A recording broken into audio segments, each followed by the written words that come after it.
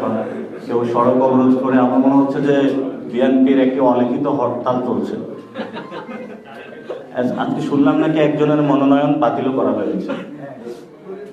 So ওই আমাদের হলো অ্যাক্সিডেন্টালি যদি কোথাও আগুন লাগে সেটার জন্য হলো আমরা ফায়ার সার্ভিস রাখি আর স্টেশনগুলো, যাতে হলো দ্রুত গতিতে চলে। বিএনপি 200 কয়টা 67টা কয়টা আসনে আগুন জ্বালায় গেছে। আসলে এতগুলা ফায়ার স্টেশন তো বাংলাদেশে নাই।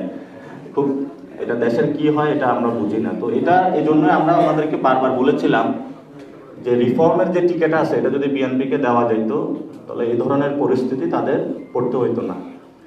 এবং আমরা খুবই হতাশ হয়েছি, তাদের প্রার্থী তালিকায় এমন এমন লোক রেখেছে যারা বলছে যে জুলাই সনদের প্রয়োজন নাই। উনি আবারই নামের আগে যোগ করেছে মেজর মুক্তিযুদ্ধও নাকি ছিলেন। উনি আসলে মুক্তিযুদ্ধ করেছেন, কিন্তু মুক্তিযুদ্ধের যে সাম্য মানবিক মর্যাদা এবং ন্যায় বিচার এটা মনে মগজে ধারণ করতে পারেন নাই। এর মধ্যে আমরা আরো দেখতে পাইলাম কি কিছু ব্যবসায়ী গিয়েছেন, সেখানে টাকা দিয়ে তারা হলো অলরেডি মহড়া শুরু করেছেন। এটা তো আসলে এবার মনে হয় নির্বাচন কমিশনের যে আরপিও, সে আরপিওতে বলা হয়েছে প্রতি ভোটার হলো 10 টাকা করে খরচের, কিন্তু হলো এরা আগেই ইলেকশনের আগে হলো 100 টাকা খরচ করে দিচ্ছে। ইলেকশনের দিন মনে হয় 25 লাখ টাকা খরচ করবে, যেটা হলো ম্যাক্সিমাম জায়গাটা হলো। তো সংস্কার আসলে বিএনপি দিয়ে কতটুকু বাস্তবায়ন হবে সেটা আমরা এখনো সন্দিহান। আর ইউনূস সরকার অথবা বর্তমানে যে সংস্কার কমিশন একটি ভালো কাজ করেছে, যে প্রতীক বিক্রির যে দোকানগুলো খুলেছিল বাংলাদেশে বড় বড়, এগুলো হলো বন্ধ করে দিয়েছে। আমরা এটা বলতে পারি যে প্রতীক বিক্রির দিন শেষ আবু সাঈদের বাংলাদেশ। আবু সাঈদের বাংলাদেশে আর কেউ প্রতীক বিক্রি বাংলাদেশে করতে পারবে না। তো আমি মূল আলোচনাটা চলে যাচ্ছি, যেটা আজকের শিরোনাম ছিল মুক্তিযুদ্ধে বাংলাদেশের রাষ্ট্র গঠনের ব্যর্থতার অনিবার্য পরিণতি নভেম্বর 1975। সেটা হলো শেখ মুজিব যখন ক্ষমতা কুক্ষিগত করেছিলেন বাংলাদেশের জনমানুষ থেকে, তার পরবর্তীতে মানুষ আবার নিপীড়িত হয়েও রাজপথে দাঁড়িয়েছে। ওই সময় একটি সেনা অভ্যুত্থান হয়েছিল, যেই সেনা অভ্যুত্থানের মধ্য দিয়ে বাংলাদেশের ক্ষমতা দখলের একটি প্রচেষ্টা চালানো হয়েছিল।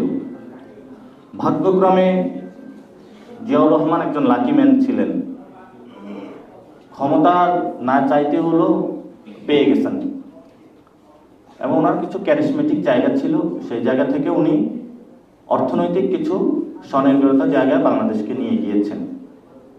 কিন্তু পলিটিক্যাল জায়গায় জিয়াউর রহমান পুরোপুরি ব্যর্থ ছিলেন। কারণ ওই সময় আমাদের সামনে একটি সুযোগ ছিল বাংলাদেশটাকে নতুন করে পুনর্গঠন করার। কিন্তু এই জন্য আমরা বলি যাতে মিলিটারি পলিটিক্সে না আসে। মিলিটারি পলিটিক্সে আসলে কিছু ডেভেলপমেন্ট হয়। এই যে আপনারা দেখবেন পথে ঘাটে ইঞ্জিনিয়ারিং কনস্ট্রাকশনের লোগো লাগায় যারা হলো সীমান্ত পাহারা দিবে, দেশের কাজ করবে, তারা হলো রাস্তাঘাটের ইট বালু কনক্রিট সিমেন্ট এগুলোর কাজ করতেছে। খুবই দুঃখজনক। তো ওই সময় হলো উনি রাজনীতিকে যতটুকু না পুনর্গঠন করবেন, অর্থনীতিকে পুনর্গঠন করেছেন। অর্থনৈতিক ওনার অনেক সফলতা রয়েছে, কিন্তু রাজনৈতিক পুনর্গঠনের কিছু চেষ্টা চালিয়েছেন, কিন্তু উনি সফল হন নাই। সেইখানে উনি যদি চাইতেন, ওনার হাতে এত বড় ক্ষমতা ছিল, জনগণ অনেক বড় ধরনের সাপোর্ট দিয়েছিল, বাংলাদেশের ওই সময় গতিপথটা উনি ঘুরিয়ে দিতে পারতেন। তো ওই সময়ে বাংলাদেশ কিন্তু নতুন একটা রিফর্ম প্রসেসের মধ্যে চলে যেতে পারত। তো জিয়াউর রহমান ঐতিহাসিকভাবে এই যে সুযোগটা ছিল এটা মিস করেছেন। এবং বাংলাদেশের মানুষ কত দুর্ভাগা, বাংলাদেশের মানুষ আবার রক্ত দিল, আবার জীবন দিল, 90-তে রাজপথে গেল, 3 দলীয় একটি সোশ্যাল কন্ট্রাক্ট হলো যে আমরা এটা করব। সেখানেও বিএনপি গাদ্দারি করলো বাংলাদেশের মানুষের সাথে। এখন 2400 সুযোগ এসেছে। এখন বিএনপিকে একবার সুযোগ দেওয়া হয়েছিল 75-এ, পারে নাই। 90-তেও সুযোগ দেওয়া হয়েছিল, পারে নাই। 2001 সালেও কিছু সুযোগ পেয়েছিল, দুর্নীতিতে চ্যাম্পিয়ন হয়ে গেছে। যে জিয়াউর রহমান চেয়েছিল বাংলাদেশের অর্থনীতিকে স্বনির্ভর করতে, দুর্নীতি রোধ করে বাংলাদেশকে একটি সঠিক জায়গায় নিয়ে যেতে, জিয়াউর রহমানের মুখে কালো দাগ লাগিয়ে বিএনপি প্রথম এই বাংলাদেশে দুর্নীতির হলো অভিযাত্রা শুরু করে। শেখ মুজিবের পাশে ছিল হলো সব চোর, কম্বল চোর, আর এই খালেদা জিয়ার পাশে ছিল সব দুর্নীতি সরকারি অফিসের টাকা চোরের লোকেরা। তো আমরা এই পরিস্থিতির মধ্যে পড়ে এসে 24-এ 2000 লোক আবার শহীদ হইল। হওয়ার পরে আমরা সবাই একসাথে ঐক্যবদ্ধ হলাম, সংস্কার কমিশন গঠন হলো যে বাংলাদেশে আমরা সংস্কার কার্যক্রম করতে চাই। ওনারা বললো যে বাংলাদেশে সংস্কার করা যাবে না, এবং সংস্কার কার্যক্রমকে ঠেকিয়ে দেওয়ার জন্য ওনাদের সবচেয়ে যে বিষয়ে সংবিধান জানে, যিনি সবচেয়ে বেশি সংস্কার চান মনে প্রাণে, তাকে পাঠাইলো সংস্কার বিরোধী কার্যক্রম করার জন্য সংস্কার কমিশন। এটা ইতিহাসের বাংলাদেশের মানুষের খুব দুঃখজনক ঘটনা যে মানুষ এই ধরনের একটি পরিস্থিতির মধ্য দিয়ে আবার পড়লো। এখন যখন সংস্কার বাস্তবায়নের পদ্ধতিতে আমরা মধ্যে সবাই ঐক্য জোটে আসা শুরু করলাম, তখন আবার ওনারা মাঠে মনোনয়ন ফর্ম বিক্রি করা শুরু করলো। জায়গায় জায়গায় হরতাল, জায়গায় জায়গায় হলো রোড ব্লকের, এই জনের বাড়ি ভাঙচুর করতেছে, ওই জনের বাড়ি ভাঙচুর করতেছে। এইসব সন্ত্রাসী কার্যক্রম, গডফাদারগিরি, এগুলো তো আমরা আগেই বলে আসছি। এগুলো যদি বন্ধ না করতে পারি, বাংলাদেশে আসলে সুষ্ঠু গণতান্ত্রিক প্রক্রিয়ায় আমরা যেতে পারবো না। এখন জিয়াউর রহমানকে বলা হয় বহুদলীয় গণতন্ত্রের প্রবক্তা, কিন্তু বিএনপি যেটা করতে চাচ্ছে সেটা তো একদলীয় গণতন্ত্র বাংলাদেশে তারা কায়েম করতে চাচ্ছে। গণতন্ত্রের কথা বলছে, কিন্তু এটা শুধু জিয়া ফ্যামিলির গণতন্ত্র। আমরা তো এমন গণতন্ত্র বাংলাদেশে চাই না। আর এই একদলীয় গণতন্ত্রের বাহিরে ধানের বিরোধী যে পলিটিক্স করবে বা ওনার আসন বিক্রি করবে, যে কিনতে না চাইবে তাকে শুট করা হবে। তো এই ধরনের পরিস্থিতি আসলে আমরা বাংলাদেশে চলতে দিতে পারি না এবং চাইও না। আমরা আসলে বিএনপির এই জায়গাগুলোতে ক্রিটিক করে থাকি। এটা একটা ন্যাশনালিস্ট ফোর্স, তাদের সামনে অনেক সুযোগ এসেছিল, তারা সুযোগ কাজে লাগাইতে পারেনি। এখন আমাদের সামনে সুযোগ এসেছে, আমরা কাজে লাগাইতে চাই।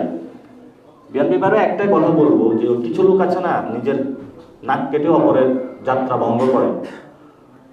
বিএনপির হলো এই অবস্থা, নিজের ক্ষতি করে হলো বাংলাদেশের জনগণের ক্ষতি করতে আসছে তারা।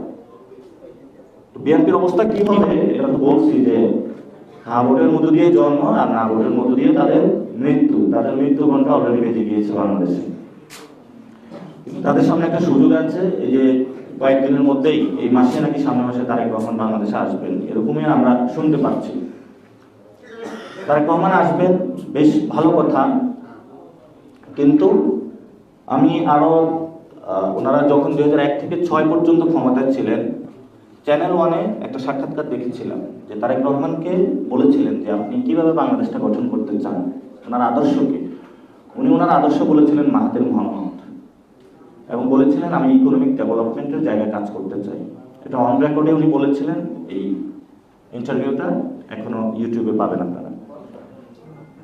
তো এখন আমাদের এখন পলিটিক্যাল ক্রাইসিসটা অনেক বড়, ইকোনমিক ক্রাইসিস যেমন রয়েছে, আর আমরা মনে করি যে বিএনপির যেই ইকোনমিক পলিসি, এই পলিসি দিয়ে আসলে তারা ইকোনমিক থেকে যেই চ্যালেঞ্জগুলো রয়েছে বাংলাদেশে উত্তরণ করা সম্ভব না, এবং তাদের পলিটিক্যাল জায়গা থেকে তারা উত্তরণ করা সম্ভব না। আর বিএনপি যদি জোর জবরদস্তি করে, মানে ইউনুসের সাথে ডিল করে, লন্ডনে তো একটা ডিল হয়েছিল, আবারই বাংলাদেশে হলো ওই ডিলের নতুনভাবে আবারই সেই ডিলটার চুক্তি নবায়ন করে যদি তারা ক্ষমতায় যায়, বাংলাদেশে তাদের এনসিপির হাতে তাদের পতন হবে আবার। সো এটা খুবই দুঃখজনক, একটি দলের হাতে বা একই জনগণের নেই। শেখ হাসিনার পতন হয়েছে, আওয়ামী লীগের, বিএনপিরও পতন হবে, কিন্তু তখন একটি সুযোগ থাকে যে জামায়াত ইসলামী ক্ষমতা নিবে কিনা। এটা বড় একটা কনসার্নের বিষয় বাংলাদেশে। তা আমরা সেখানে বলি বাংলাদেশের সংখ্যাগরিষ্ঠ যে 90% মুসলমান আছে, আমরা তাদের কাছে ক্ষমতাটা দিতে চাই। এই রেসপন্সিবিলিটি নিয়ে এখানে যারা আমাদের হিন্দু ভাইরা রয়েছে তাদেরকে আমরা শান্তিতে থাকতে দিব। অর্থাৎ আমি যদি খাইতে না পারি, আমি যদি করতে না পারি, আমার আগে রেসপন্সিবিলিটি থাকবে অন্যান্য যে ধর্মাবলম্বী ভাইরা আছে তাদের আমরা সহযোগিতা করা, তাদের আগে নিরাপত্তা নিশ্চিত করা, নারীদের নিরাপত্তা নিশ্চিত করা, আলেমদের নিরাপত্তা নিশ্চিত করা। এই জায়গাগুলোতে আমরা কাজ করে যাচ্ছি। তো আমরা সকল দলের কাছে আহ্বান রাখবো, একটি সুযোগ এসেছে, এই সুযোগটা আমাদের কাজে লাগাতে হবে। এবং 75-এর সময় যেমন জিয়াউর রহমান ভুল করেছিলেন, রাজনৈতিকভাবে বাংলাদেশটাকে পুনর্গঠনের সুযোগ পেয়েও ইনস্টিটিউশনগুলো দাঁড় করানোর সুযোগ পান নাই। আর জামায়াত তো 71 সালেও আরো বড় ভুল করে বসে আছে। 24-এর পরে আমি জামায়াতের অনেককে বলেছিলাম যে দলের নামটা চেঞ্জ করে ফেলেন, কারণ আপনার দলের নাম দিয়েছেন ইসলাম, ইসলামিক নাম দিয়ে এটার গায়ে যে কাদা লাগিয়েছেন এই কাদা পরিষ্কার করার মতো না, পুরোটাই কালো হয়ে গিয়েছে। এটার বসে মাঝে পরিষ্কার করা সম্ভব না। এই জন্য ওনাদেরকে আমরা আগেও বলেছিলাম দলের নামটা পরিবর্তন। এখন তারা বলবেন যে গণতান্ত্রিক পদ্ধতিতে আপনি কি আমার দলের নাম পরিবর্তন বলতে পারেন কিনা। আমি বললাম গণতান্ত্রিক যাত্রায় আপনি কি আমার ইসলাম নিয়ে আপনি শুধু একটা দল বানায় রাজনীতি করতে পারেন কিনা, আমি তাদেরকে প্রশ্নটা রাখবো। সেজন্য আমরা জামায়াত ইসলামী বিএনপিকে এখনো বলবো একটা সুযোগ এসেছে, সুযোগটা আমাদের কাজে লাগাতে হবে। এবং আজকে আপনারা যারা উপস্থিত ছিলেন সবাইকে ধন্যবাদ। তবে আমাদের সব থেকে একটা বার্নিং একটা কোশ্চেন আসছে যে আমরা কার সাথে জোটে যাব। আমরা যারা সংস্কার বাস্তবায়নের পক্ষে থাকবে তাদের সাথে জোটে যাব। সংস্কার বাস্তবায়নের পথে যারা বাধা হবে এই জোট মিলে তাদেরকেও আমরা বাংলাদেশের জনগণের সামনে ভোট প্রক্রিয়াতে তাদেরকে পরাজিত করবো ইনশাআল্লাহ। এই জন্য হলো জুলাই সনদ বাস্তবায়নের পথে যদি বিএনপি এগিয়ে আসে আমরা এই কন্ডিশনে তাদেরকে কিছুটা সুযোগ দিতে রাজি আছি।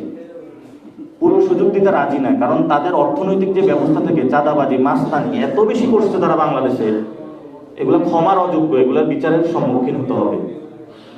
আর 2001 থেকে 6-এর পরে তারা যে দুর্নীতি করেছিল, সেনা শাসন আসার পরে শেখ হাসিনা এত আকাম করেছিল যে বিএনপির আকামগুলো ঢাকা পড়ে গিয়েছিল। আমরা যদি সরকার গঠন করি 2001 থেকে 6 পর্যন্ত যে দুর্নীতি করেছিল তারা সেগুলোর বিচার করব আমরা। বাংলাদেশে কেউ অপরাধ করে ছাড় পাবে এই মন মানসিকতা আমরা নাই, তাদের অবশ্যই আমরা বিচারের কাঠগড়ায় দাঁড় করাবো। ইতিমধ্যেই তারা কিছু পানিশমেন্টের শিকার হয়েছেন, খুব নগ্নভাবে তাদের উপর হামলা হয়েছিল। আপনারা দেখেছিলেন যে রাষ্ট্রীয় গোয়েন্দা সংস্থা তারেক জিয়াকে নিয়ে বেদরম পিটিয়েছিল, কিন্তু সেই রাষ্ট্রীয় সংস্থার আমরা যখন সংস্কার চাচ্ছি ওনারা এটাতে বাধা দিচ্ছে। তাহলে তো আপনি আবার আসলে আবার এই ধরনের মাইর খাবেন। তো আপনার নিজেকে মাইর থেকে হেফাজতের জন্য আপনার সংস্কারের পক্ষে কথা বলতে হবে। গণ অভ্যুত্থানের পরে আমার একটা মিটিং ছিল ওনার সাথে, তো আমি বলেছিলাম যে আমাদের সামনে যে সুযোগ এসেছে এই সুযোগটা কাজে লাগাতে হবে। উনি চুপ করেছিলেন। আমি বলছি আপনি দ্রুত উদ্যোগ নেন, আমরা আপনার কল্যাণকামী, আমরা আপনার বিরোধী নই।